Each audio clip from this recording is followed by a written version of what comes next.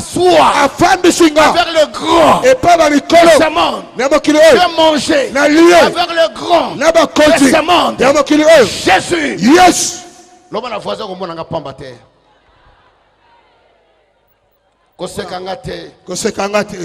D'ailleurs, c'est pas là où on va nous pénaliser. C'est pas là. C'est pas là que tu dois te lever pénaliser. C'est pas là où on va nous pénaliser. C'est pas là. L'homme aux attentes on va nous pénaliser. Voisin l'homme aux attentes. On va y aller sabato. Moi c'est général wana toza ko sambela na ye. Moi c'est mukondo wana toza ko sambela na ye. Toza kina l'intercession. Toza kina ye. Toza kina écrit moko. Intercession. Toza ko bondela na ye. To bondela. Mais le loko comment se peine na yo te. Parce que ta vie changera. Quelque chose se fera. Dans ta vie. Je dis à quelqu'un ce soir. Quelque chose se fera dans ta vie. Qui dit amen? Amen. Oh, je me rappelle encore ce jour-là. Quand on a frété un avion pour venir me déposer en Djili. Avion Mobimba. Dans la pepo. L'avant un pasteur. Pasteur. Quand moi j'étais président de disposition de l'avion et que nous avons et Tumbaye. Nathalie Zando tout bien. Président Gabo a payé avion Mobimba. Tant que tous qui dans l'aéroport en Djili Benga lobby. Avion ezokita. Voilà, avion ezokita. Avion ezokita. Nini obaye kotika pasteur moka Congo. Baye kotika pasteur congolais. Jésus ne change pas. Jésus ne change pas. Jésus ne change pas. Même si les gens te considèrent, même si les gens te regardent avec des dents, mais moi je te dis, il y a quelqu'un qui te considère. C'est la yo. Tumoko. Ayebi yo. Azo changer histoire ya vie na yo. Tous les services de l'aéroport étaient dans le palpite. Ah, il y a un aéroport. Bazal à mon boulot. Nana wasokita. Avion mobile yo kotika muto moko. Negonanga pep. Na lobby na poto te mena Kinshasa. Kana Kinshasa. Vous pouvez vérifier. Boke ne kotuna. Na kitana mwa saki na nga moko na babat mi balé ba compagnie. Na kitana mwa godoma na ngai. Na batimi balé. Tobima. Avion est décollé zongi vide. Et Mati yango moko ke. Nani mutakiti. Comment na mutu pamba te? Comment na mutu pamba te? Na mutu pamba te. Osa mutu pamba te na so ye. Osa mutu pamba te. Tu y a quelque chose. Osa le loco.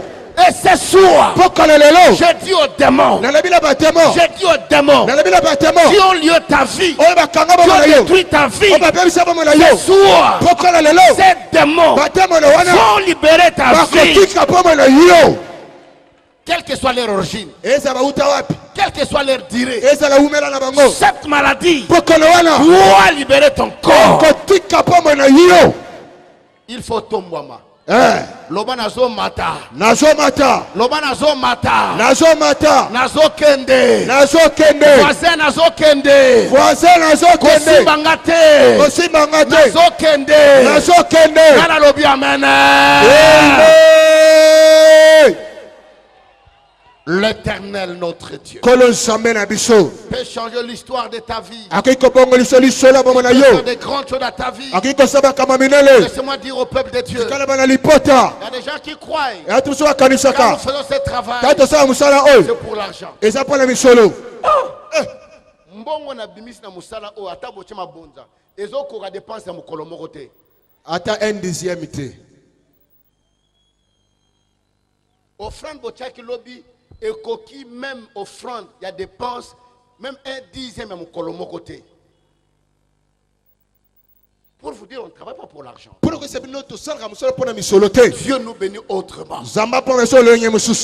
Le fait que je sois en vie, c'est déjà une grande bénédiction. C'est déjà un grand miracle. Parce que ce soir, il y a des gens qui ont l'argent. qui ont l'argent, qui sont maintenant dans des hôpitaux, ils ne peuvent rien faire. Mais yo kantu tchanala omela maya robinet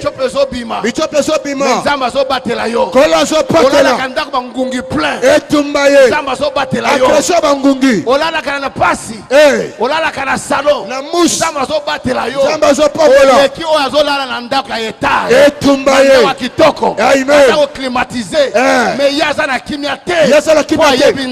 po yebisa mete oyoki makambo.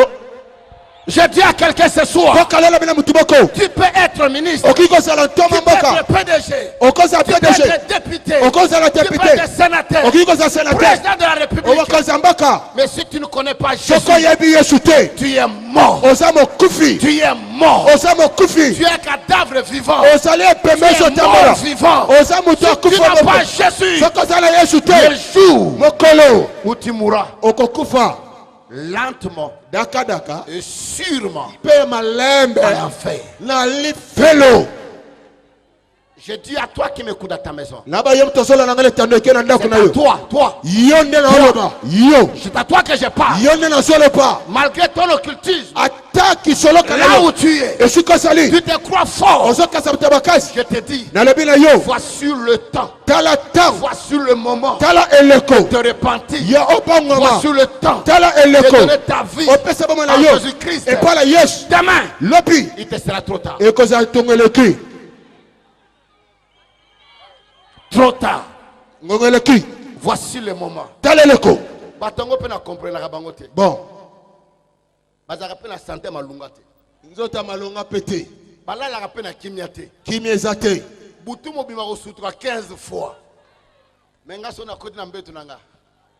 Dodo. Pongia makasi lokola bébé. Bon. Nakolala kitoko na bandoto kitoko 17h na lamuki 17h ndoto mabeza la gâté exacté.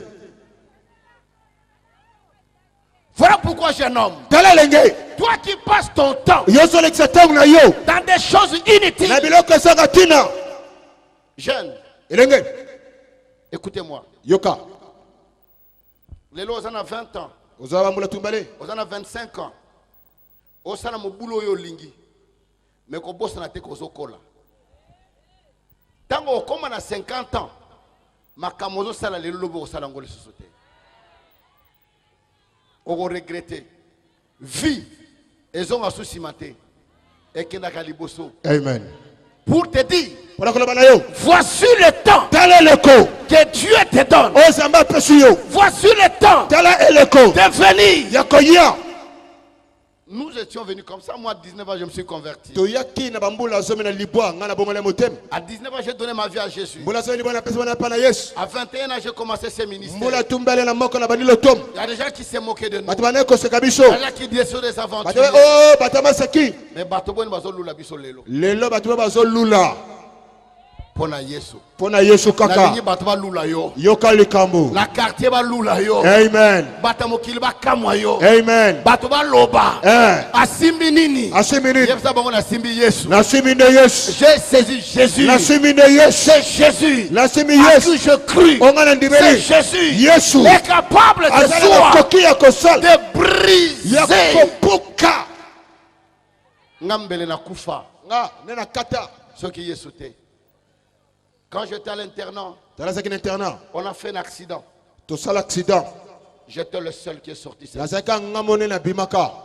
Ngamoko. Nabima. Quand je me suis converti,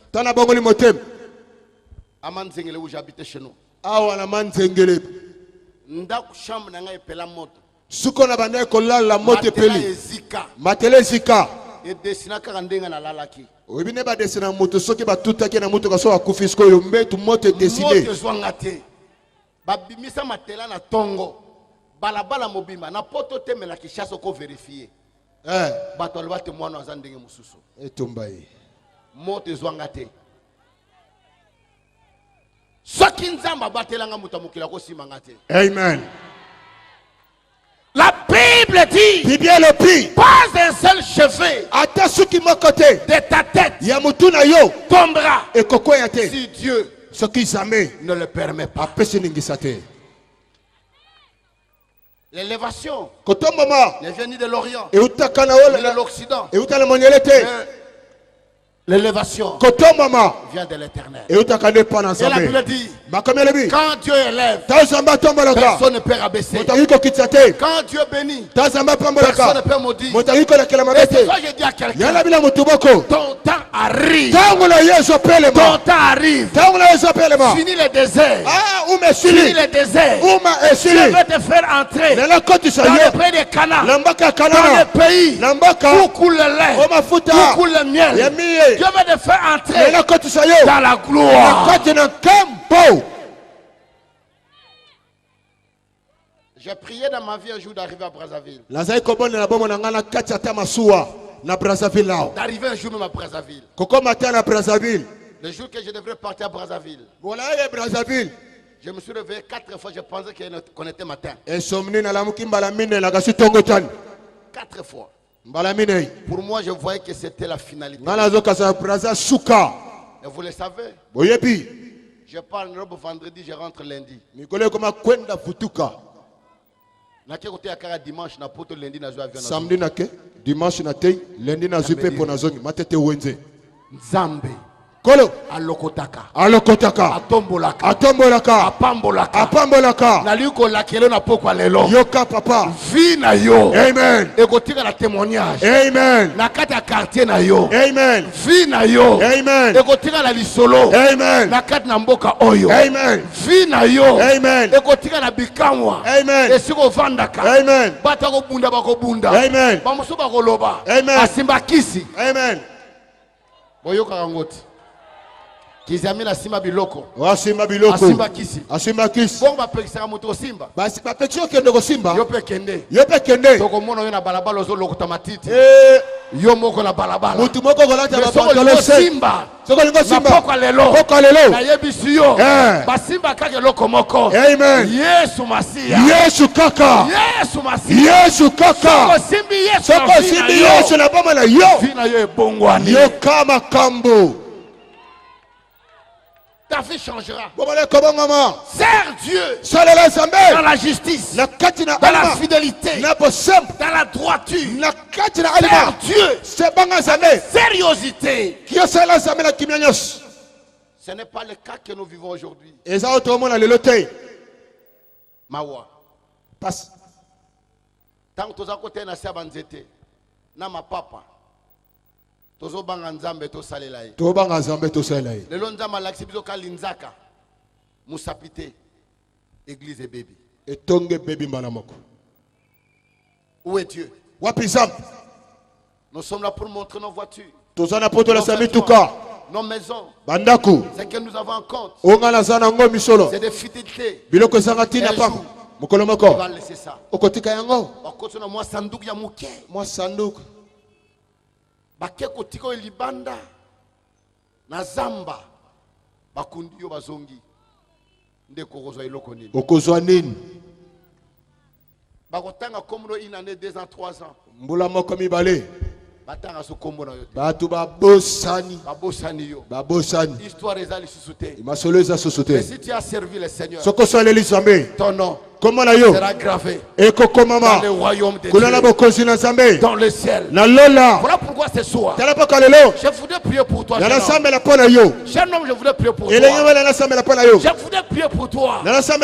Toi qui m'écoutes ce soir, que tu sois là au fin fond, à ma gauche, à ma droite, derrière moi, ce soir, si tu peux donner ta vie à Jésus, tu peux dire Seigneur, na sali nyonso basalaka na vie bakazi ya masanga na mela basi ya modele nyonso nazwa me nazwa PTT. Amen. Mbongo na simba na sala eloko te me na poko lelo Yesu nazwi mokano ya kopesa vie na ngai. Je décide aujourd'hui Jésus de te donner ma vie. Je viens à toi. Reçois-moi comme ton fils. Comme ta fille. Je vais prier pour toi. Viens ici. Yaka. Tu veux donner ta vie. Viens. Yaka. N'attends pas demain. Kozela lopité. Oyebite butu alelo roleka ndenge nini. Oyebite makamli roleka na butu alelo. Mais ngolu nza mapeshe za lelo sikoyo. Tu veux donner ta vie au Seigneur. Viens vite que je prie pour toi. Et après je vais prier pour le malade de la délivrance. Viens. Yaka. Oh merci ma soeur. Merci mon frère. Merci toi qui viens. C'est ton jour aujourd'hui. N'attends pas demain. Demain ça sera trop tard.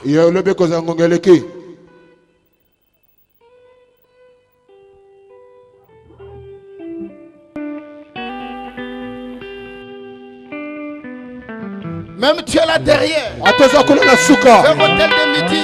Yaka. Viens. Yaka. Le Seigneur a besoin de toi.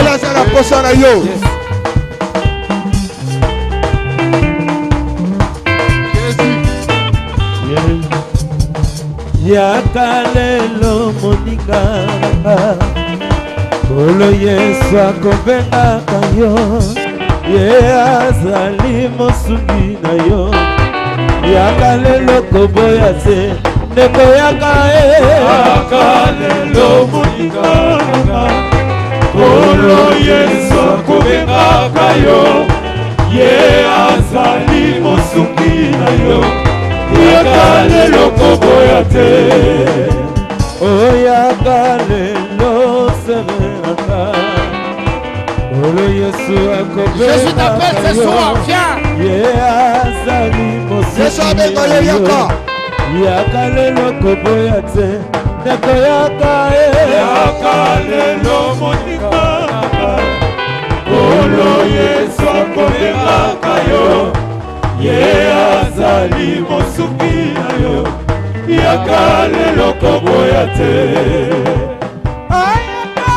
lelo yo semanaka Olo Yesu akobengaka yo Kozela lobi te la mezali tota degoranga Yaka pana ye mama yaka Yaka lelo moninga na Olo Yesu akobengaka yo Ye azali mosungi na yo Yaka lelo koboya te Yaka lelo yo serenaka Olo Yesu akobengaka yo Kozela lobi te la mezali tota degoranga Yaka pana ye Ndeko kimambako Yaka lelo moninga Yaka Olo Yesu akobengaka yo Ye mosungi na yo Ye azali mosungi na yo Yaka lelo koboya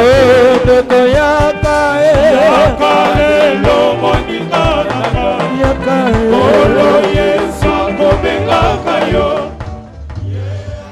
Voilà bandeko balingani wana la selemo sasa banduku wapenzi tunakuwa kuna wakati hii wanduku wenye kupenda kumpokea Yesu kwa maisha yao kama akuwe mkombozi wao njo wale bana baita basema bakuye bampokee Bwana Yesu kwa maisha yao.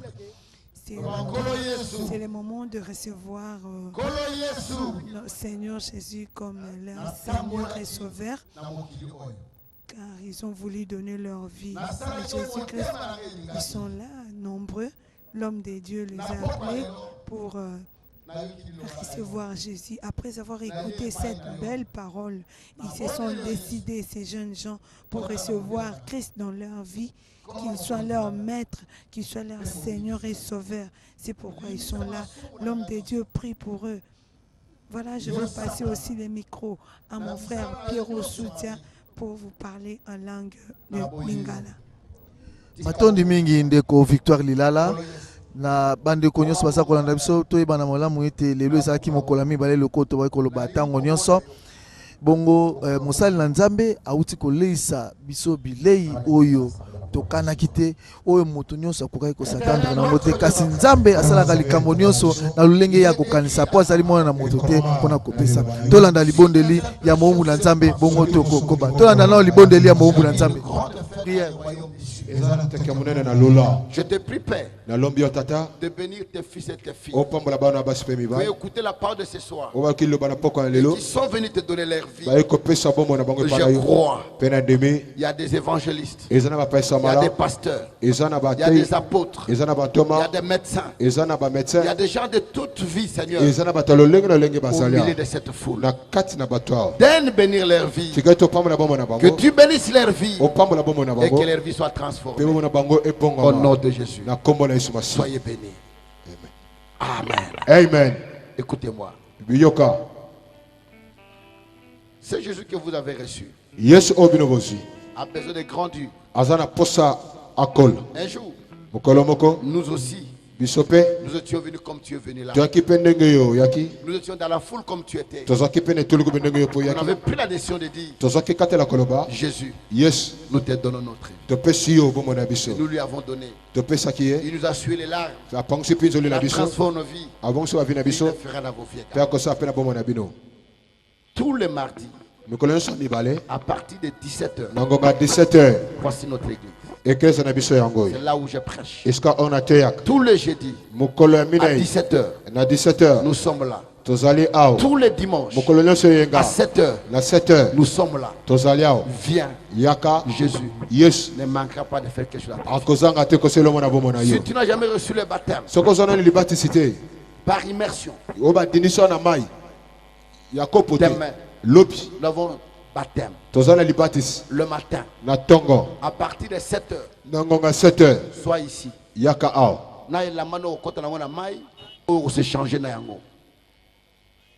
y aura deux bus ici. Ils nous prendront pour y aller au baptême.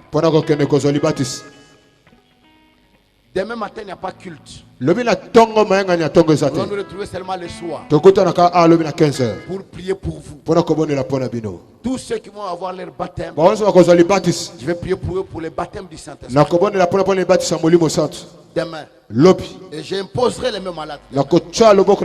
Aujourd'hui, avec le temps, on est 21h. 21h passé. Je vais prier pour tout le monde à l'ensemble. Demain, on prend toutes les dispositions. Le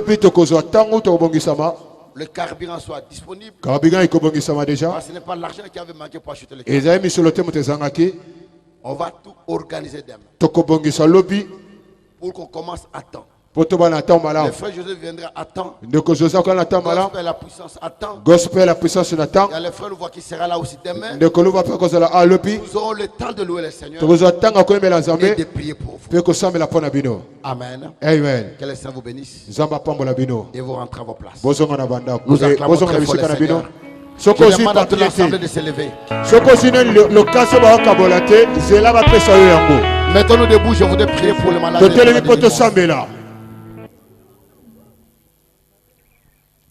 Et c'est le baptême, vous le savez qu'on a veillé ici. Ceux qui s'étaient préparés. Papa Michou va nous aider avec le minibus. Il soit là demain avant. Chercher notre minibus 2 ou 3. Parce qu'il y a beaucoup de gens qui vont aller au baptême. Nous sommes environ 800 personnes à être baptisées demain. Et tous les pasteurs se préparent d'être avec moi aussi en Gilles là-bas. Pour le service qu'on aura. Mettons-nous tous debout. Je voudrais prier pour le malade et pour la délivrance.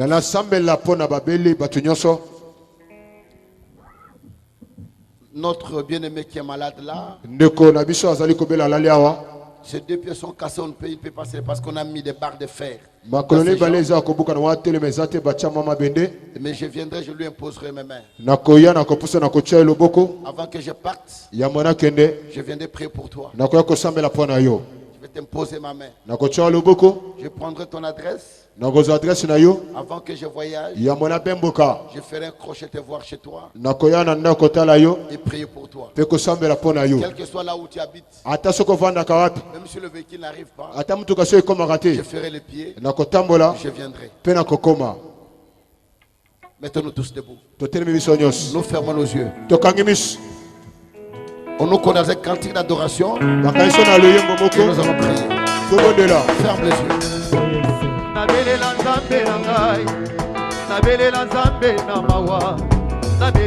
betaka babamaka libanga na manga oyo esi eteli mutu wana eloko ya nzambe esengeli bato baloba Dieu soit loué. Amen. Merci beaucoup. Nzambe apambola.